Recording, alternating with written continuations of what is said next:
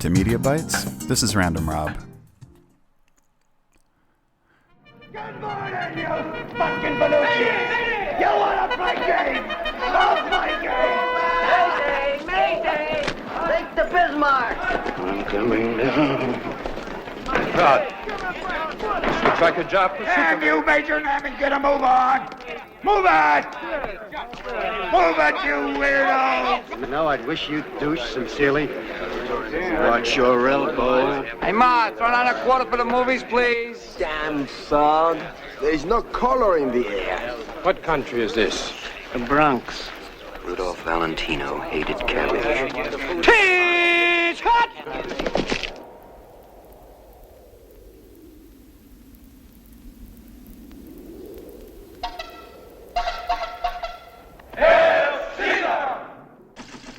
The Ninth Configuration is an avant-garde drama from 1980, written and directed by William Peter Blatty, author of The Exorcist.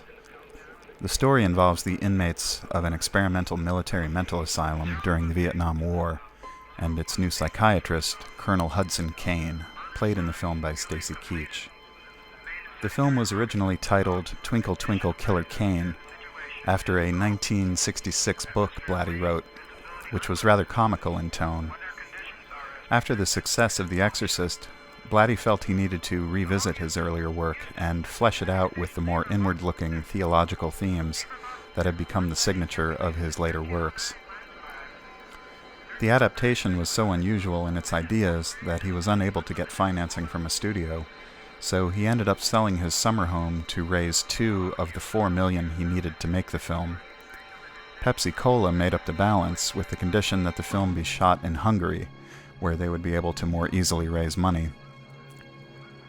The Ninth Configuration was seen by Blatty as a way to raise a counter-question to the question of evil he raised in The Exorcist, that as much as man's evil nature might point to a larger evil, so also does the goodness in man point to a larger good.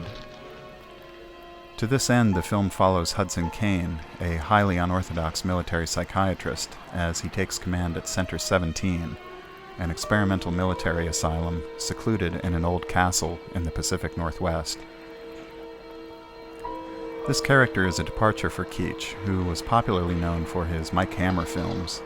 In general, he played tough guys, but Colonel Kane is a thoughtful, quiet giant, seemingly at odds with his own sense of self, and through his interactions with the patients, seemingly searching for God. He becomes a foil for the sharp-witted Captain Cutshaw, an astronaut who went mad when he aborted a mission into space. Cutshaw is played to the hilt by the late Scott Wilson, who chews the scenery throughout this film. Let's go to the beach. It's night and it's raining. I see you're determined to start an argument. Go to bed, please. Ugh, there's nothing less attractive than a psychiatrist who pouts. Cutshaw. What do I have to do just to get in a word with you? Offer sacrifice? Then here. I brought you a mud pie. Now can I talk to you? The film itself is brimming with great character actors. Jason Miller, who played Father Karras in The Exorcist, here plays Lieutenant Frank Reno, who is trying to adapt Hamlet for dogs. He's aided by Joe Spinell, his casting director. These two had some terrific comedy. Horatio, get me a Greyhound.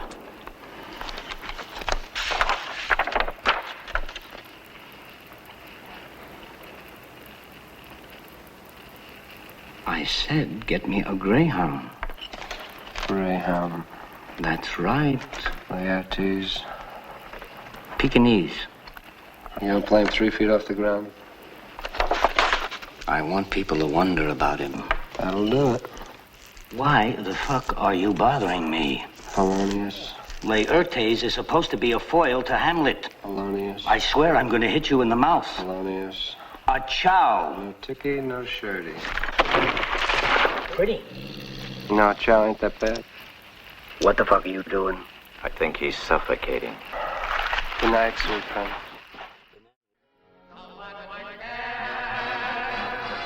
Robert Loggia plays Lieutenant Benish, a man convinced he's on Venus. Early in the film, he lip-syncs Rainbow Around My Shoulder by Al Jolson in blackface. Some cuts of the movie omit this scene. And then there's Neville Brand, George DiCenzo, Alejandro Rey, Tom Atkins, Richard Lynch, and Ed Flanders as Dr. Fell, medical assistant to Colonel Kane, who really gives the film its emotional center. To call this film wild would be an understatement, and it's a shame there's no proper documentary about its production. Films like this simply don't get made. At times it feels like it's about to fly off the rails, but never does.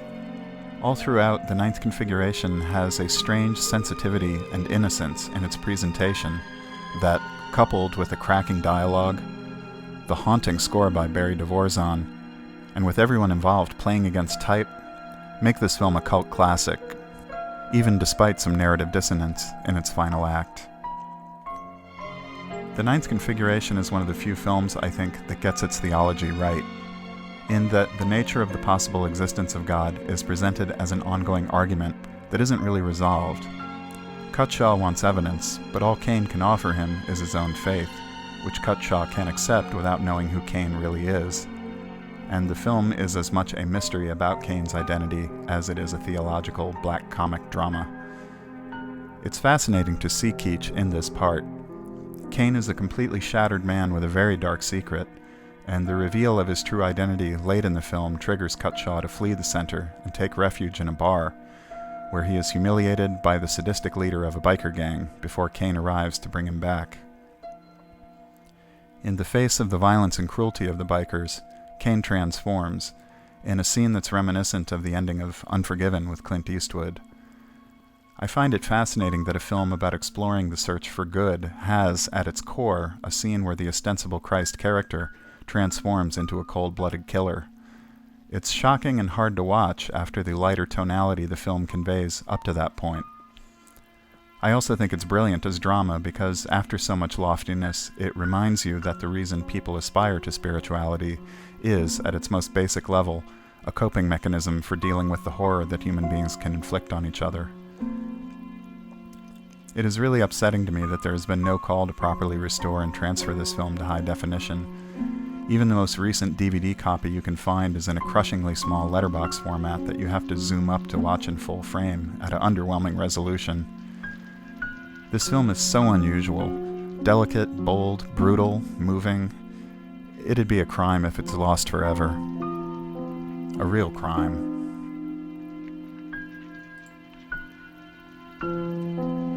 That's all for now. Please give this video a thumbs up if you enjoyed it, and subscribe to my YouTube channel. Look for Media Bites on Facebook and check back for new content. Leave any questions or comments below, and we'll see you next time.